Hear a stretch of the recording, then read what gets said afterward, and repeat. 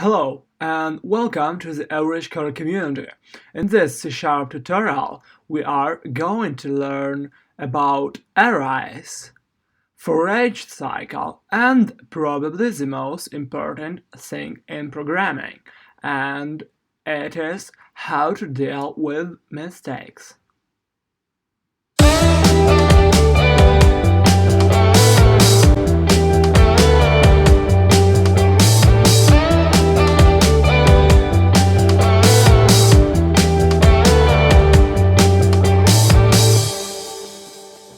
Now let's talk about arrays.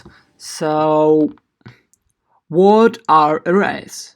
Let's imagine that you have a situation, and in this situation, you have to create lots of different variables, like hundreds or even maybe thousands of variables.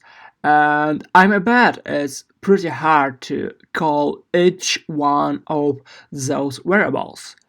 And array gives you opportunity to call lots of different names call lots of different variables and refer to it by number and name of the array.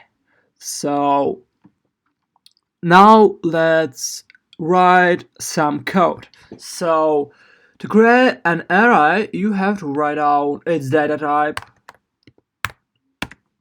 Then you have to put square brackets and call it. So now we created an array.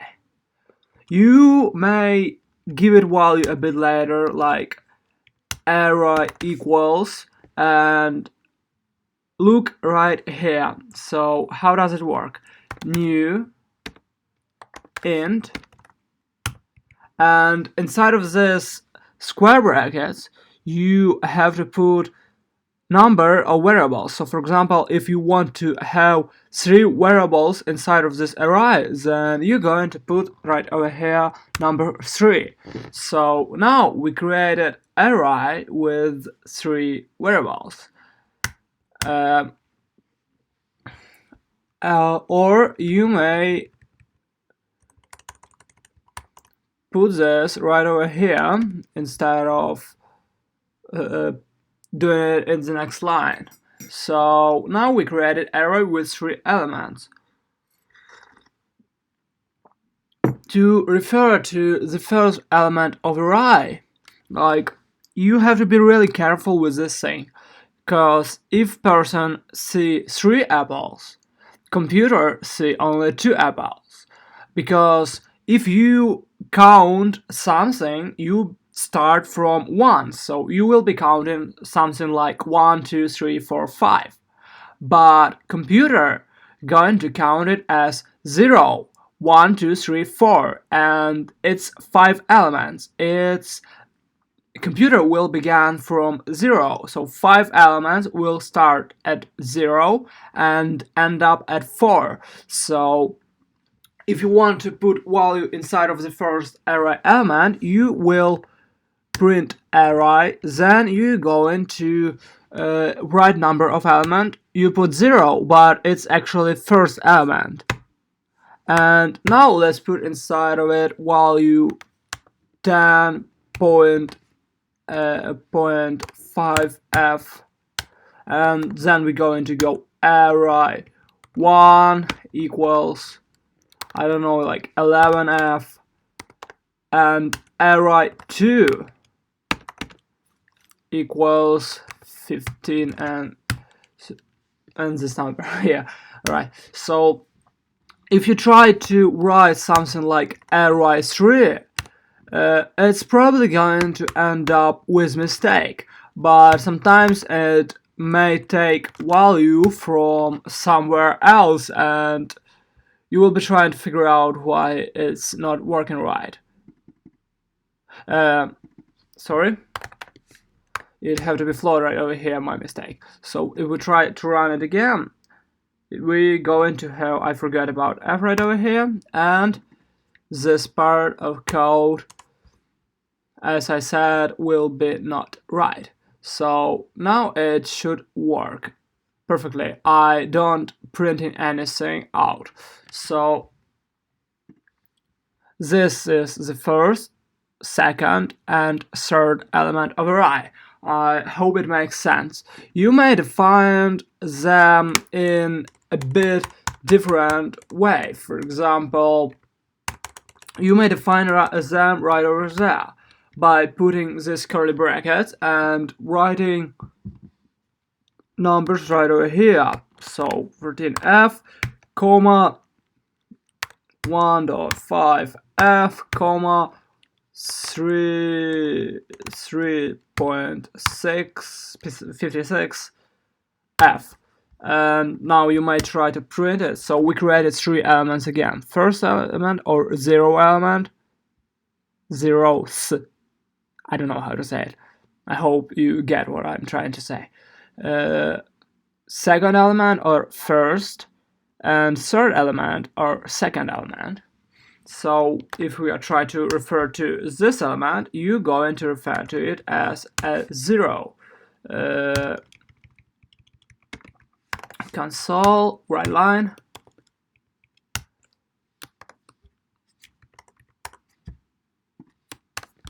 And let's run it.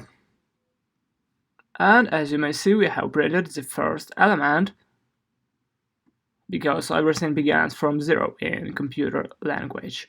So I hope it makes sense. Arrays may be multiple, may have multiple dimensions. So this array may be built from more arrays. So like it's array inside of the array, and so on. But we won't be talking about it for now. So I hope it makes sense. Now we are going to talk about a specific cycle that is used with arrays. So let's go to this part of the browser, and this is specific cycle. It's foreach cycle that I mentioned in previous tutorial. So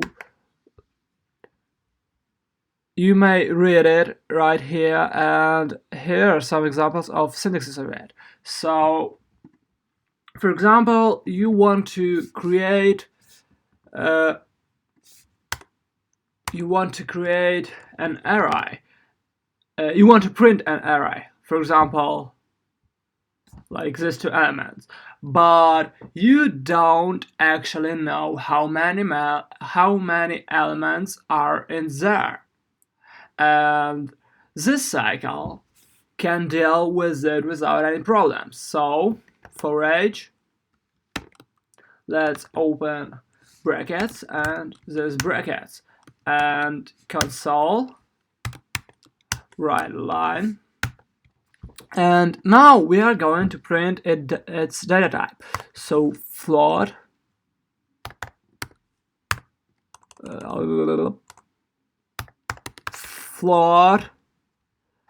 element, it's going to be a short way that I'm going to go in, and name of the array,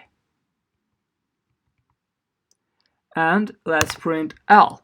So what this part of code is going to do, basically it's going to take first element of the array and put it inside this variable, and inside of the cycle we may work with this variable. Then it's going to come back and take second element of array and put inside of this variable.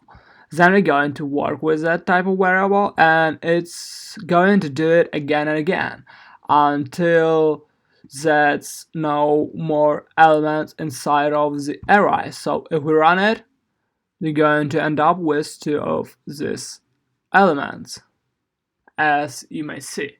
So that was specific cycle. Alright.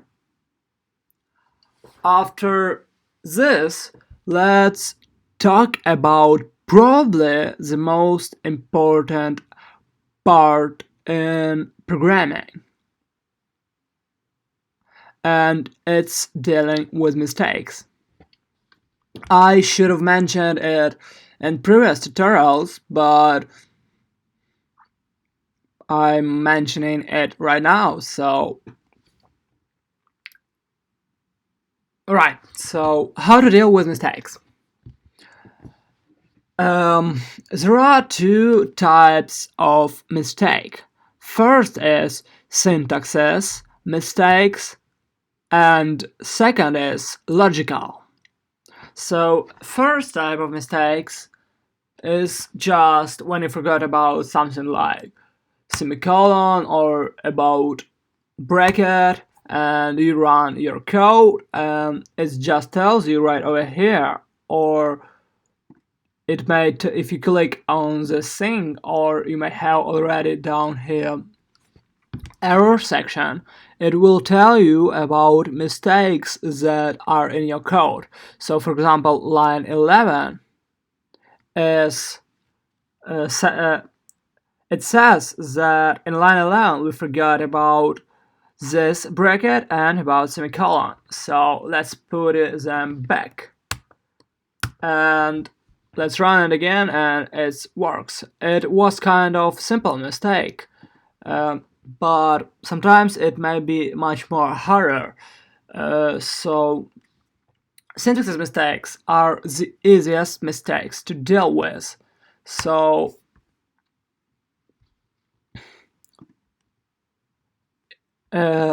if you don't know how to deal with this mistake, first of all, you can look right over here. You can read about this type of error and so on. It may says what you forgot, as I mentioned. Then, if it doesn't work, for example, you forgot about this thing, mistake can be in this. Mistake can be shown right over here. So you should look at another part of code. So it will be right over here. And the most important thing in programming is knowing how to Google, how to search in the internet. So just go copy paste, just go and copy this and go to Google, put this thing inside of the Google and just go and look what went wrong at different sites. So like the best thing is to go to some kind of forums like this and look down for comments and read all of these comments, and some of them may. If you don't have any ideas and you can't find it, then you can go to forum yourself and create your question, and some people may help you with figuring out it, but you should not expect that someone will answer you right in a few hours. It may take quite some time, so that's how it works. Now we are going to do some practice. And trust me, practice is a really important thing because you can't learn to program without practice. So we'll solve few tasks, actually two tasks, and code, and you will see how I work with code, for example, if how code will be written, you will see a few ideas, and you will be able to find tasks for yourself. In comment section, I will put few different tasks and write your answers in the comments, and I will check it. Don't be scared if someone will write another way will write program in another way. Just you have to know that programming is that type of science where you can solve same problem in lots of different ways. For example, you may write for cycle, or you may write while cycle, or do while cycle, or you may don't use cycles and just copy paste it. So yeah, there are lots of different ways. So let's delete this part of code and let's begin from the first task. So the first task will be, we have to find the biggest number in the array. So let's begin. So let's create array and array, and let's make it even complicated. I want to user enter the size of the array. So let's do it in this way. Array equals int new int, and between this we are going to write convert to int 32, and between these brackets we are going to write console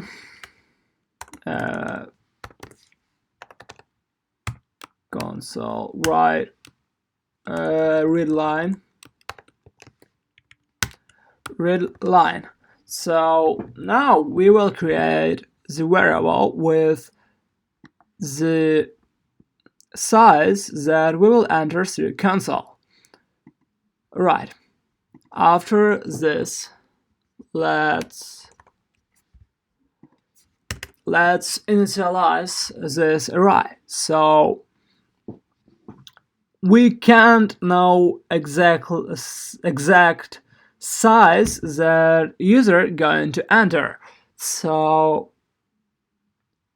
we're going to have to generate random numbers. And let's just say that, for example, I forgot how to do it. Then you just will go to Google, put random in C# or something like it. I don't know how you think about it. And yeah, somebody already asked how to create random in C#. And let's read this command, and we have explanation what does it do, and we have this great part of code. So let's copy it, and now let's copy paste random right over here. Let's delete it, but we don't know the size of the array. We can't do it with the foreach cycle, so we have to store it somewhere right over here. So size of array, let's call it like this, it makes sense, and paste it over here. So let's paste size of the array in here. Now we created the array with that size. For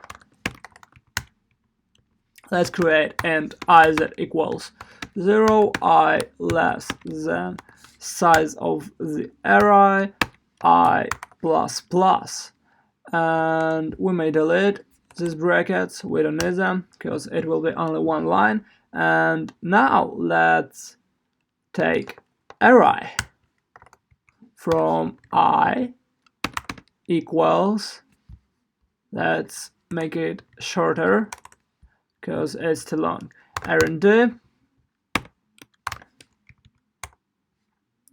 dot next 0 100. So we'll store the random value inside of the elements of the array, and value will be from 0 to 100. If we run this code, I deleted main function bracket. I'm sorry about it. So it shouldn't be any problems. So let's enter 10. And it created 10 elements, but it doesn't show us because we can't we didn't print it. So now let's print it for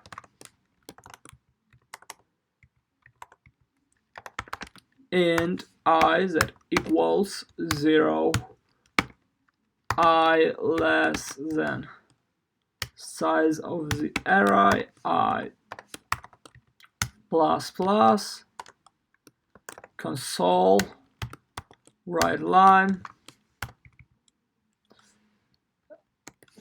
array I. So it will print all elements that will be created. Again, I deleted I, always doing it. So 10 elements, and now we have 1, 2, 3, 4, 5, 6, 7, 8, 9, 10. We have 10 elements printed in the console. This we entered, so don't count it if you are trying to count it. So yeah, we created 10 different elements, but how can we find the biggest element of the array? So to do it, let's go with for cycle.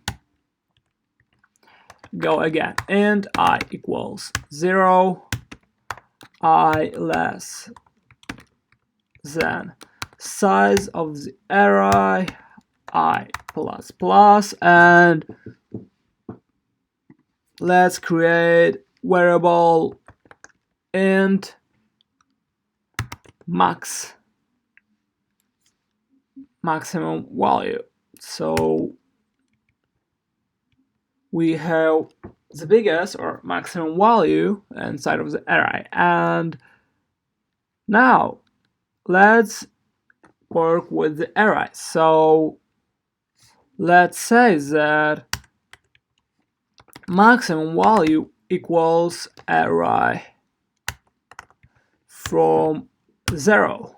So we took the first element of the array, and now we're going to compare each element of the array until it hits, and it will be searching for the maximum element. If the element is higher, so for example array from 0,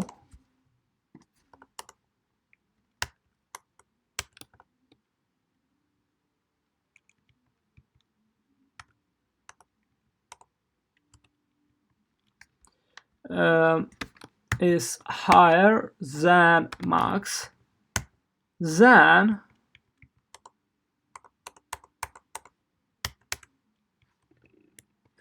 the max going to be equal to I'm sorry, not from 0 but from I. So the max going to be equal array from I. But we have a problem, and this problem that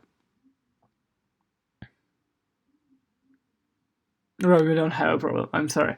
So now it's going to compare all of the array elements, and if it will found if an element of array is bigger than current max element, then it's going to change max element and go again to the next element and again check if the next element is higher than current max element, which is already changed. So now let's print console right line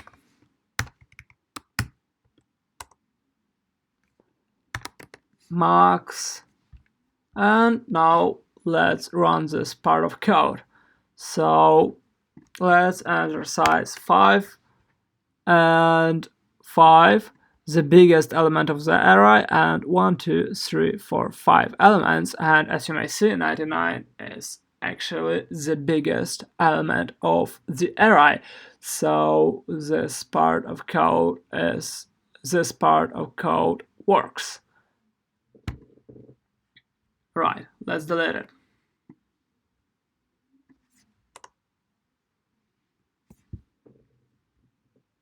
Alright, so if you liked this video, then hit the subscribe button and don't forget about notification bell. Comment down below, don't forget about tasks in the comment section, or I may put them in description. So see ya, bye!